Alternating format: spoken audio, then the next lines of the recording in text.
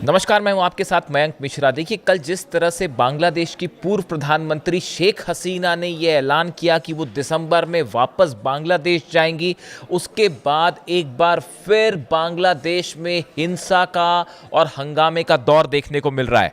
बांग्लादेश की पूर्व प्रधानमंत्री शेख हसीना की नई दिल्ली में हुई वर्चुअल प्रेस कॉन्फ्रेंस के बाद बांग्लादेश में राजनीतिक हलचल फिर तेज हो गई है।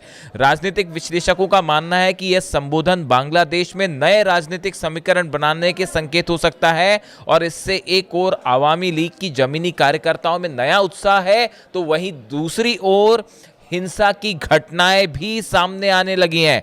आवामी लीग से जुड़े नेताओं और समर्थकों के घरों और प्रतिष्ठानों पर हमले, आगजनी और तोड़फोड़ की घटनाएं दर्ज की गई हैं। यानी देखिए, जैसे ही शेख हसीना ने ऐलान किया कि वो वापस बांग्लादेश जाएंगी और 3 महीने बाद वापस जाएंगी, इस तरह के ऐलान के बाद बांग्लादेश में पिछले 12 घंटे के अंदर अगर आप देखें तो कई जगह पे घरों में और दफ्तरों में आग लगाने की घटनाएं सामने आई हैं, हिंसा की घटनाएं सामने आई हैं। जो अलग अलग कंपनीज हैं उसमें तोड़फोड़ की बातें कही जा रही है। देखिए, ये ऐसा कहा जा रहा है कि ये अवामी लीग के जो सदस्य हैं, इनके नेताओं को और इनके जुड़े कार्यकर्ताओं से संबंधित जो बिजनेस है, इनको टारगेट करके ये हिंसा की गई है।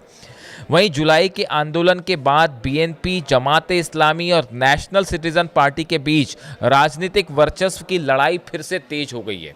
देखिए, ये जिस तरह से शेख हसीना ने ऐलान किया, उसके बाद जो है जमात इस्लामी, बीएनपी और नेशनल सिटीजन पार्टी, ये सब के सब अपने समीकरण बैठाने में जुट गए हैं, जिससे हालात जो है एक बार फिर राजनीतिक अस्थिरता की ओर आगे बढ़ रहे हैं। बांग्लादेश के पीएम तारिक रहमान के सलाहकार सैयद मोअज्जेम हुसैन अलाल ने शेख हसीना के दिसंबर में देश लौटने के फैसले पर सवाल उठाया। उन्होंने कहा कि हसीना को 3 महीने का इंतजार करने की बजाय अभी लौटना चाहिए। जनता, न्यायपालिका और प्रशासन तय करेगा कि उनका स्वागत होगा या उन्हें जेल जाना पड़ेगा।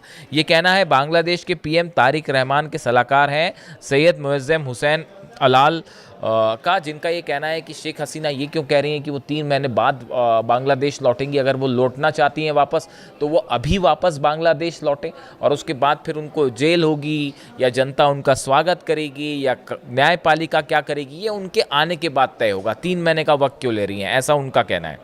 शेख हसीना के बेटे और अवामी लीग के नेता साजिब वाजिद जॉय ने दावा किया है कि बांग्लादेश विफल राष्ट्र की ओर बढ़ रहा है। ये कहना है शेख हसीना के बेटे का, और भारत के पूर्वी मोर्चे पर दूसरा पाकिस्तान बनता जा रहा है। ये ऐसी बात उनकी तरफ से कही गई है।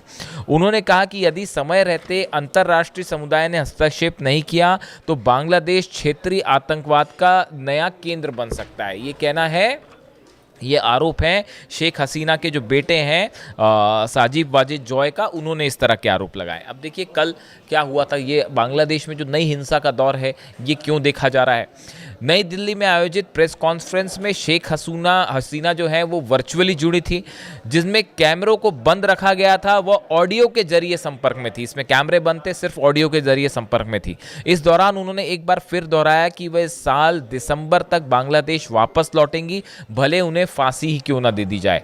हसीना ने कहा कि 2 साल से उनके लोग दर्द झेल रहे हैं। उन्होंने ये भी कहा कि झूठे मुकदमों और मौत की सजा से वे नहीं डरेंगी। तो शेख हसीना का ये ऐलान हुआ। उन्होंने कहा कि वो दिसंबर में वापस लौटेंगी और वो ना फांसी से डरती हैं और ना ही जो है सजा से डरती हैं, और जो होगा वो देखा जाएगा। वो दिसंबर में वापस बांग्लादेश लौटेंगी। और उनके इस ऐलान के बाद अब बांग्लादेश में एक बार फिर हिंसा का दौर देखा जा रहा है। बांग्लादेश से जुड़ा जो भी अपडेट होगा मैं आप तक पहुंचाऊंगा। Thank you so much.